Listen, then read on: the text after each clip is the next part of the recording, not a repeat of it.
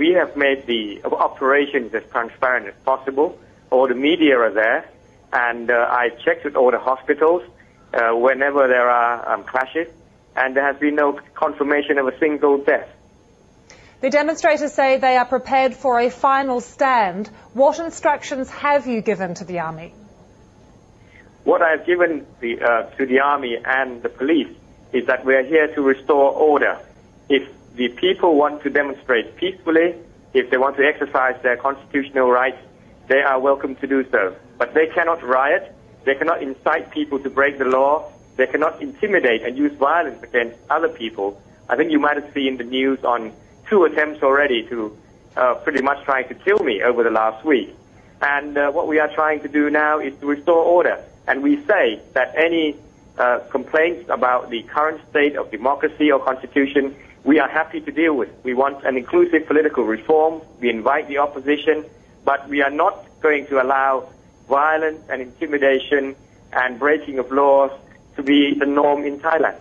How can you bring this to an end, though, in a peaceful and a democratic way in the next few days? I'm sorry? How can you bring this to an end? How are you prepared to compromise in order to see an end to this?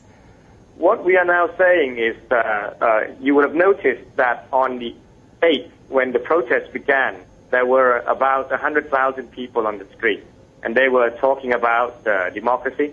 But as things turned violent, we are now looking at 80-90% of people who have already left the protest. We now say anybody else who's still on the street wanting to demonstrate peacefully, then return home for now, and we can deal with the problems of political reform.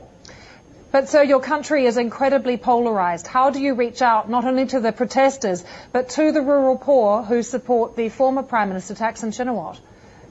Well, I would like to point out the latest set of elections in almost all rural constituencies. The government won 21 out of 27 constituencies, and my government has been working hard to address the problem of the least fortunate in our economy. We know they've been hard hit.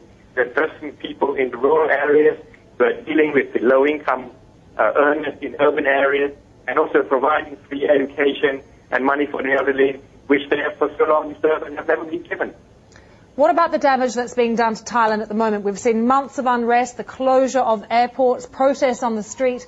Tourists are being told not to travel to the country. How concerned are you about the long-term damage to the country?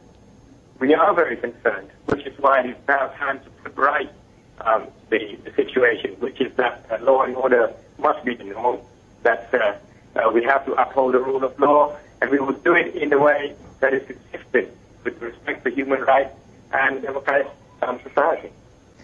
So in terms of the protests, though, on the streets at the moment, over the next few days, how will they be brought to an end? We are now confident that we are in control of the situation.